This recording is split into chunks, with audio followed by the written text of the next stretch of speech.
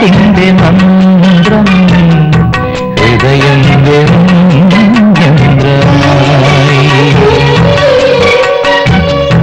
അറിയുമ്പോ നിനക്കുള്ളതെല്ലാം കാലങ്ങൾ തൻ ശില്പജാലം. ഇനി എന്തിനീ രോദനം, ഇനി എന്തിനീ മർമ്മരം, ഇനി എന്തിനീ രോദനം, ഇനി എന്തിനീ മർമ്മരം. പോകയാ പോകയാ സ്നേഹസഞ്ജ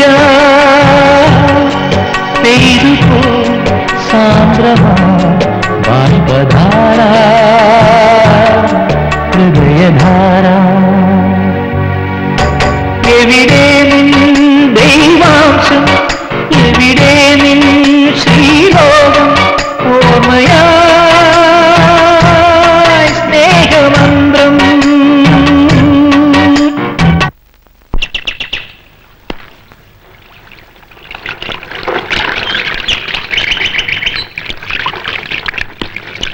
അച്ഛൻ എന്തേ മോളെ? അച്ഛൻ അസ്ഥിത്തറയ്ക്ക് അടുത്തുണ്ട്. മാമനിരിക്കൂ, ഞാൻ വിളിച്ചോണ്ട് വരാം. വേണ്ട വേണ്ട, ഞാൻ പോയിക്കോളാം.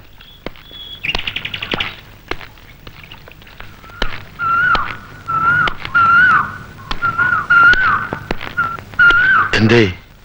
ഞാൻ വിളിപ്പിച്ചത് വേറൊന്നുമല്ല പരമേശ്വര.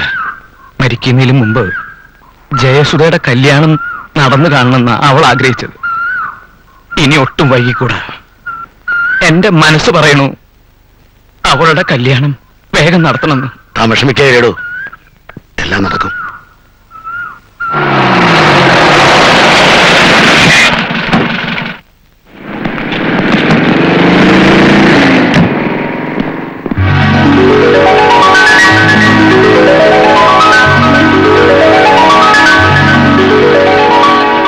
ഇവിടെ വിശാലമായ 8 റൂംസ്.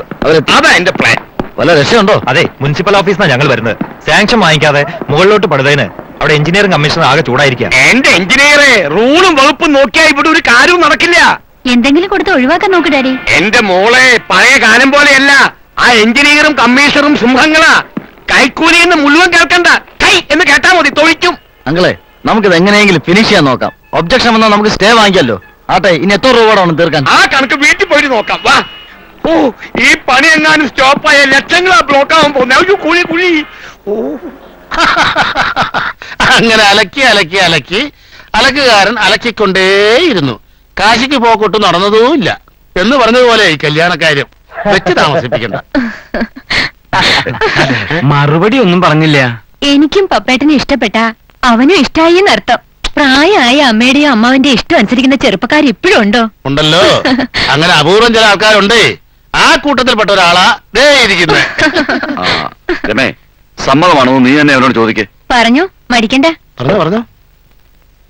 അമ്മയ്ക്കും അമ്മാവനും ഇഷ്ടമാണെങ്കിൽ എനിക്കും ഇഷ്ടമായി. നിനക്കെന്ത് പറ്റി? എനിക്കൊന്നും പറ്റിയില്ല. പക്ഷേ പറ്റിയ ഒരാള് പുറകിന്ന് ഒരു പിച്ച്.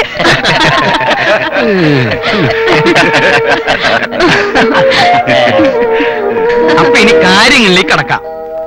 എനിക്കുള്ള സ്വത്തിന്റെ നേർപാതി ഇവൾക്കുള്ളതാ. എന്ന് പറഞ്ഞാൽ ഏതാണ്ട് ഒരു 5 ലക്ഷം രൂപ വരും അല്ലേ? അതെ അതെ, 5. ബാക്കി പകുതി എന്റെ ഏക മകൻ അജയനുള്ളതാ. അതാണ് എന്റെ തീരുമാനം. ഇനി അഭിപ്രായം എന്തെങ്കിലും പറയാം. ഏട്ടൻ പറഞ്ഞോളൂ. ഞങ്ങൾക്ക് സമ്മതോ? 5 എന്നുള്ളത് പൊന്നായിട്ടോ പണായിട്ടോ? അതൊക്കെ നിങ്ങൾ പറയണ പോലെ. എനിക്കിനി അയക്കാൻ ഇവളും കൂടിയേ ഉള്ളൂ. അതെനിക്ക് ഭംഗിയായിട്ട് നടത്തണം. എല്ലാവർക്കും വീതിച്ചു കൊടുത്തിട്ട് എങ്ങോട്ടേലും പോവാനാ? അതെ, ഗൃഹസ്ഥാശ്രമം കഴിഞ്ഞാൽ പിന്നെ സന്യാസം എന്നാണല്ലോ പ്രമാണം.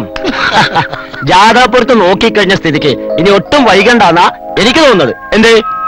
അതെ, ആയിക്കോട്ടെ, സന്തോഷം. അപ്പൊ ഇത് മീനം. വിഷുവിന് മുമ്പ് നല്ലൊരു ദിവസം തീരുമാനിച്ചാലോ?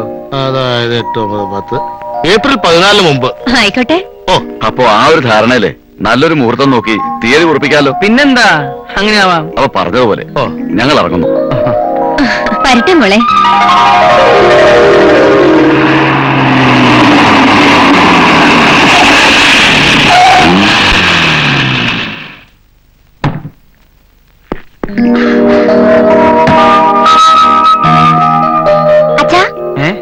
രാജേട്ടൻ വന്നു.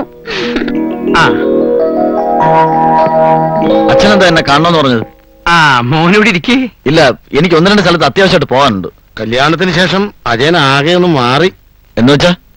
അല്ല, മുമ്പ് ഏത് നേരവും അച്ഛന്റെ വാലയെ തൂങ്ങി കാണുന്ന ചെക്കനാണല്ലോ നീ. ഇപ്പൊ അച്ഛനെ നിന്നെ ഒന്ന് കാണണമെന്ന് വെച്ചാൽ ആളെ പറഞ്ഞേക്കണം. ഗീതയുടെ ഡാഡി എല്ലാ ബിസിനസ് കാര്യങ്ങളും എന്നെ ഏൽപ്പിച്ചിരിക്കുന്നത്. അതുകൊണ്ട് അനാവശ്യ കാര്യത്തിന് കളയാൻ സമയമില്ല. ഞാൻ വിളിപ്പിച്ചത് മോന് ബുദ്ധിമുട്ടായോ? അതല്ല ഞാൻ പറഞ്ഞത്. ഉവ്വ് മനസ്സിലായി. പിന്നെ ഞാൻ നിന്നെ വിളിപ്പിച്ചതിന്റെ കാര്യം ഏട്ടാ, എനിക്ക് വേണ്ട. കുടിക്കല അവളുടെ ഒരു സന്തോഷല്ലേ. ആ, വേണ്ടെന്നല്ലേ പറഞ്ഞത്? ഞാൻ പറയാൻ വന്ന കാര്യം ചെക്കനും അമ്മയും അമ്മാവനും വന്ന് പെണ്ണ് കണ്ടുപോയി. എല്ലാം പറഞ്ഞുറപ്പിച്ചു. ഞാൻ അവർക്ക് വാക്കും കൊടുത്തു. എന്ന് പറഞ്ഞാ പെട്ടെന്നിപ്പോ പെട്ടെന്ന് വേണം, അല്ലെങ്കിൽ അച്ഛന്റെ മനസ്സിന് വിഷമാവും. അതെ അജയ, ഇത് നിന്റെ മറ്റുള്ള അളിയന്മാരെ പോലെ അല്ല. നല്ല തറവാട്ടുകാരാ. നിനക്കറിയാലോ അവരെ. നമ്മളെ നെല്ലിശ്ശേരി വിശ്വനാഥന്റെ മകന്റെ മകൻ. നല്ല അസല് ബന്ധ. സുധമോളുടെ ഭാഗ്യാണ്. എന്ന് പറഞ്ഞാൽ എങ്ങനെയാ? ഇതിനൊക്കെ കാശ് വേണ്ടേ? നീ എന്താ ഈ പറയണേ? എനിക്കൊരു പിടിയും കിട്ടണില്ല. അച്ഛന്റെ പേരിലുള്ള എല്ലാ സ്വത്തുക്കളുടെ ആധാരം ഞാൻ ബാങ്കിൽ പണയം വെച്ചിരിക്കുക. അത് അടച്ചു തീർക്കാതെ. ആധാരം പണയപ്പെടുത്തേ? അപ്പൊ നീ അന്ന് എന്നോട് കള്ളം പറഞ്ഞു ഒപ്പിടിച്ചതൊക്കെ ഇതിനായിരുന്നു അല്ലേ? പണയപ്പെടുത്താതെ ലോൺ തരില്ലെന്ന് അവര് പറഞ്ഞു. അതുകൊണ്ടാ. എന്നാലും ഒരു വല്ലാത്ത ചതിയായിപ്പോയില്ല അജയ നീ ചെയ്തത്. എന്ത് ചതി? ഞാൻ നിങ്ങളെ ചതിച്ചോ? ഇത് ഞങ്ങളുടെ കുടുംബകാര്യമാണ്. അത് അച്ഛനും ഞാനും നമ്മൾ തീർത്തോളാം. നിങ്ങൾ അറിയി പോണം.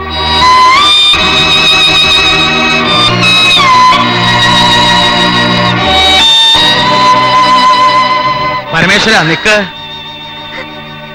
നീ ആരോടാ പോവാൻ പറഞ്ഞെന്നറിയോ? ഞാനും ഇയാളും തമ്മിലുള്ള ബന്ധം എന്താണെന്ന് നിനക്കറിയോ? എല്ലാം എനിക്കറിയാം. ഞാൻ പോവുക. എന്നെ ചൊല്ലി ഇവിടെ ഒരു വഴക്ക് വേണ്ട. നിക്ക്.